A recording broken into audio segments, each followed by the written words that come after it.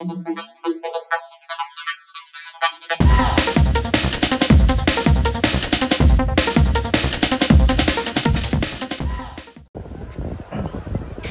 Friends, welcome to Ushnish Haldar blog. আশা করি তোমরা সবাই খুব ভালো আছো আর আমরাও ভালো আছি। তো বড়দের প্রণাম আর ছোটদের ভালোবাসা জানিয়ে আজকে আমার ব্লগটা এখান থেকেই শুরু করলাম। তো দেখো, আবার প্রকৃতির টানে আমরা চলে এসেছি আবার একটা ভিন্ন জায়গাতে। তো আজকে দেখো চলে এসেছি আমরা বকখালিতে। তো নামখানা থেকে একটু দূরে গেলে এই বকখালি সি বিচ, তো সেখানেই আজকে চলে এসেছি।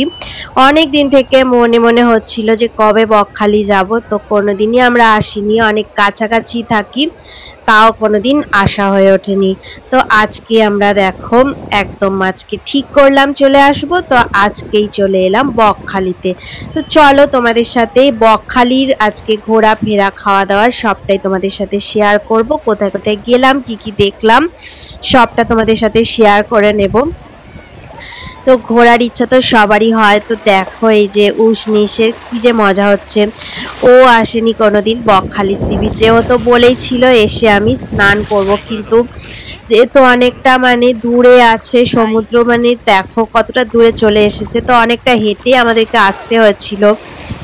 তো এখন স্নান মানে অনেকটা বেলাও হয়ে গেছে, তো স্নান সেভাবে করা হয়নি। তো অনেকেই দেখো এখানে চলে গেছে অনেক দূরে সমুদ্রে, তো অনেক মজা করতে অনেকে ভালোবাসে, তাই জন্য অনেক দূরে চলে যায় সমুদ্রে স্নান করতে করতে, তারপরে মুশকিলে পড়ে যায়। তো এই সময় এখন ভাটা নয়, জোয়ার মানে ভাটাই এখন আছে, তো হঠাৎ করে আবার কখন জোয়ার চলে আসবে তারও তো কোনো ঠিক নেই। তো ওই জন্য উষ্ণিসকে বলা হয়েছিল এখানেই বসে থাকো, এই যে একদম ধারের দিকে, তো এখানেই তুমি স্নান করার যা করার এখানেই করো, আর তোমাকে বেশি দূরে গিয়ে স্নান করতে যেতে হবে না। তো ওখানেই ও বসেছিল, তারপরে একটুখানি মাথায় গায়ে পায়ে জল ফল একটু দিয়ে নিয়েছিল। আর আমি দেখো এদিকে চলে এসেছি ওকে দেখবার জন্যে। তো প্রথমে একটু দূরেই দাঁড়িয়েছিলাম, তারপরে দাঁড়িয়ে থেকে থেকে ও যেভাবে মানে আনন্দ করছে, আমি ভাবলাম চলো একটু দেখি সমুদ্রের জলটা ঠিক এখন কতটা গরম হয়েছে। যেদিন এসেছিলাম তো বেশ গরমই পড়েছিল, অনেকটাই গরম পড়েছিল, ভীষণ গরম ছিল। আর দেখো চারিদিকে যেরকম সি বিচে ক্যামেরাম্যানরা ঘুরে বেড়ায়, এখানেও ঠিক সেরকমই। আমি জানি না কারা কারা এসেছো বকখালি সি বিচে, তো আমাকে জানাতে পারো তারা যে আমরা বকখালি সি বিচে এসেছিলাম, তো কতটাই মজা হয়েছিল। এই সি বিচটা বেশ ভালোই জমজমাট, আর জলটা বেশ ভালো পরিষ্কার। আর দীঘা সি বিচে যেরকম বালিগুলো সাদা থাকে, এখানে বালিগুলো কিন্তু সাদা নয়, এখানকার বালিগুলো একটু লাল লাল মতন। আর মানে বিচটা তো অনেক বিশাল বড়, খুবই সুন্দর, খুবই মজা হচ্ছিল, আনন্দ হচ্ছিল। বিভিন্ন টাইপের পোজ দিয়ে আমরা একটু ফটোশুটও করে নিয়েছিলাম, তো খুবই ভালো লাগছিল। তো চারিদিকটা দেখো কত বিশাল আর কতটাই জমজমাট। এখান থেকে অনেক রকম মাছও পাওয়া যায়, মাছ ধরা যায়। আর এখানে বিখ্যাত ঠিক কি কি মাছ সেটাও আমি তোমাদের সাথে শেয়ার করব আজকে। আর এই চারিদিকে দেখো ছোট ছোট গর্ত হয়ে আছে, তো প্রচুর ছোট ছোট কাঁকড়া এর মধ্যে ভর্তি। এখানে অবশ্য লাল কাঁকড়া নয়, এখানে একটু কালো কালো টাইপের যে কাঁকড়াগুলো হয় না, সেই কাঁকড়াগুলো এখানে পাওয়া যায়। তো চারিদিকটা আমাদের এখন সি বিচে ঘোরা আর স্নান সবটাই হয়ে গেছে। তো উষ্ণি সেখানেই একটু জামা কাপড় ছেড়ে নিয়েছে একটা সাইডে গিয়ে, তো ওখানে ফ্রেশ হয়ে নিয়েছে। তো দেখো আমাদের বিচটাতে ঘোরা হয়ে গেল, এইবারে আমরা ফ্রেজারগঞ্জে চলে এলাম। তো এখানে একদম কাছাকাছি আছে, বকখালি থেকে একটুখানি দূরে চলে এলেই এই যে ফ্রেজার বা সাহেবের বাংলো। এই ফ্রেজার সাহেবের বাংলোটা দেখো কি অবস্থা হয়ে পড়ে আছে। এই জায়গাটা দেখো রক্ষণাবেক্ষণের বড়টাই অভাব। এখানে দেখো একদম ফ্রেজার সাহেবের যে বাংলো, তার মধ্যে দিয়ে গাছপালা বেরিয়ে গিয়েছে, আর সেই বড় বড় গাছ পুরো বাংলোটাকে একদম ফাটলে ভর্তি করে দিয়েছে। চারিদিক থেকে ফাটল ধরে মানে বাংলোটার অবস্থা একেবারেই খারাপ। তো এখানে একটু রক্ষণাবেক্ষণ করলে খুবই ভালো হয়। তো দেখো তোমরা, আমি দেখাচ্ছি তোমাদেরকে।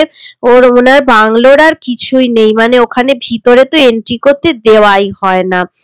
আর এইদিকে দেখো ফ্রেজার সাহেবের বাংলোর পাশে এখানে একটা মন্দির আছে।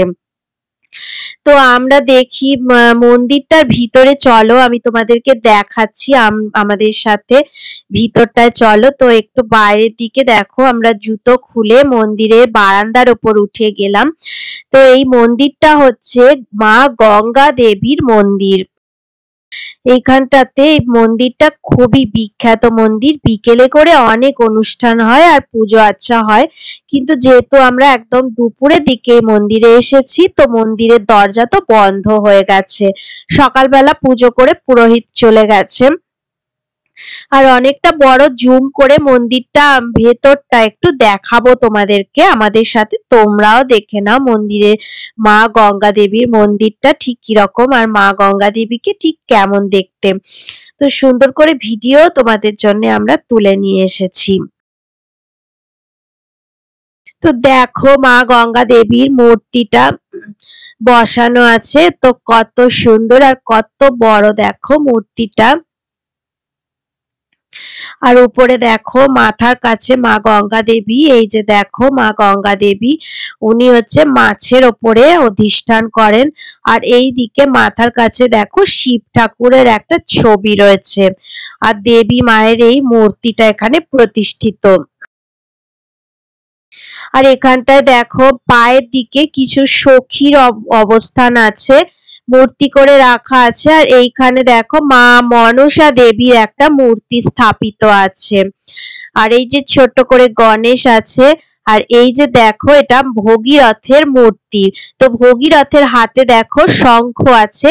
উনি মা গঙ্গা দেবীকে মর্তে অবতরণ করে করবার জন্য আর কি শঙ্খ বাজিয়ে মা গঙ্গা দেবীকে মর্তে আনিয়েছিলেন, বা মা গঙ্গা অবতরণ করেছিলেন তখন ভগীরথ শঙ্খ বাজিয়ে মা গঙ্গাকে মর্তে নিয়ে এসেছিলেন।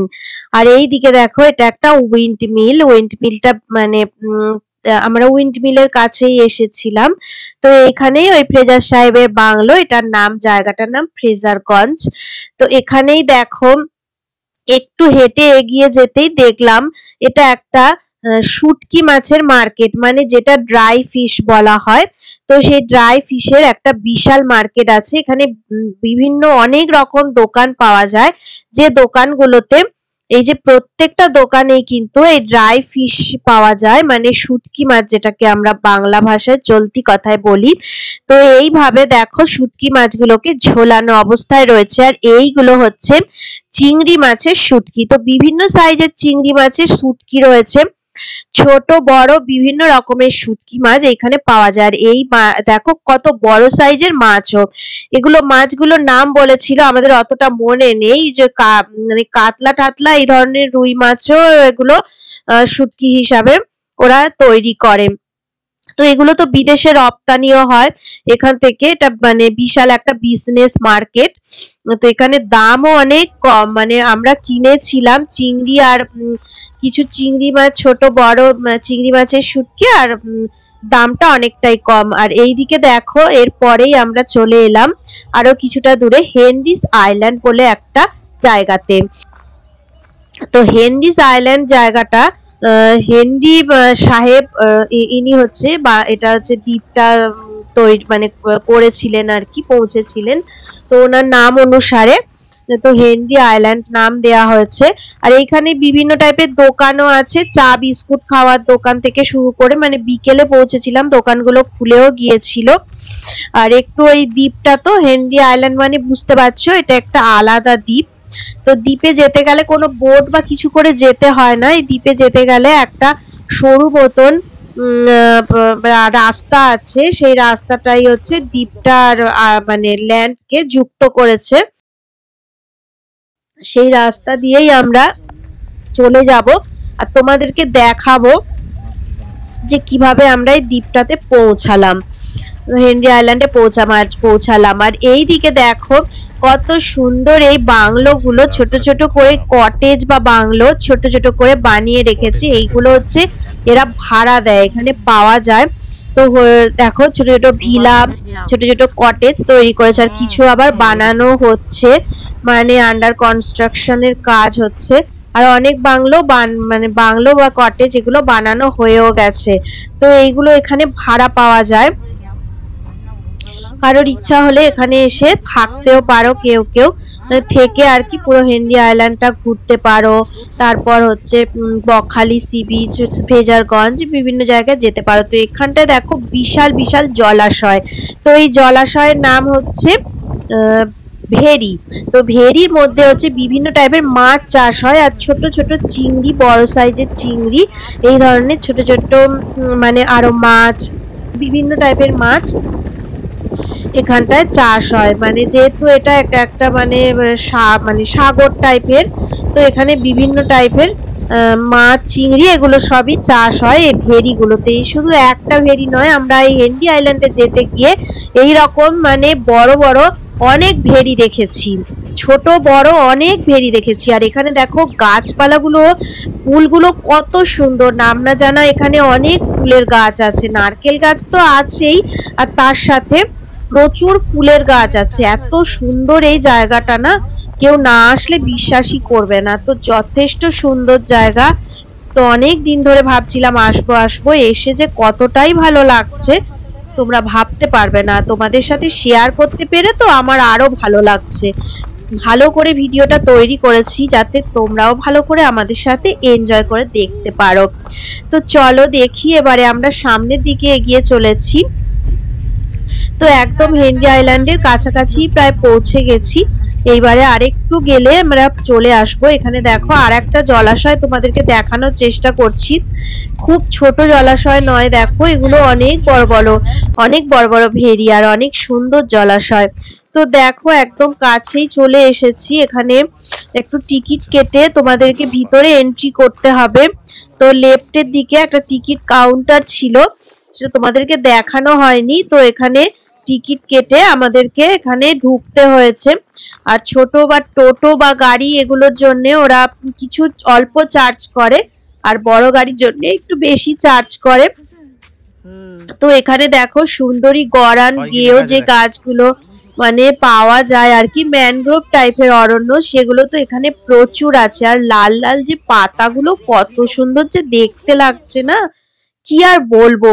তো এই দেখো হেনরি আইল্যান্ডে যেতে গেলে আমাদেরকে এই সাঁকোটা পেরোতে হবে। তো এই ব্রিজটার ওপর দিয়ে আমরা চলে যাচ্ছি। আর দুদিকে যে কত সুন্দর সুন্দরী আর গরান গাছ আছে, তো কতটাই ভালো লাগছে। শ্বাসমূলগুলো বেরিয়ে আছে না, দারুণ লাগছে। তো এই তো জানো তোমরা যে শ্বাসমূলগুলো বেরিয়ে বেরিয়ে থাকে। তো এই দেখো তোমাদের সাথে শেয়ার করছি, দেখাচ্ছি দেখো তোমাদেরকে। তো কতটাই সুন্দর দৃশ্য, মাঝখান দিয়ে আমরা বিচের ওপর দিয়ে একটা জায়গা থেকে আমরা আর একটা আইল্যান্ডে চলে যাচ্ছি। আর দেখো চারিদিকে কত সুন্দর সুন্দর গাছপালা। এই দেখো আমরা এইবারে পৌঁছে গেছি, আর একটু সামান্য গেলেই চলে যাব আমরা হেনরি আইল্যান্ডের সি বিচে। তো বিচটাতে তো পৌঁছে গিয়েছি, কিন্তু আমরা সেই সমুদ্রের একদম মানে সামনের দিকে না যেতে পারিনি। কারণ কেন বলতো, অনেকটা দূরে, মানে একদম ভাটা পড়ে গেছিল সেই সময়, 3টে 4টে বেজে গেছিল।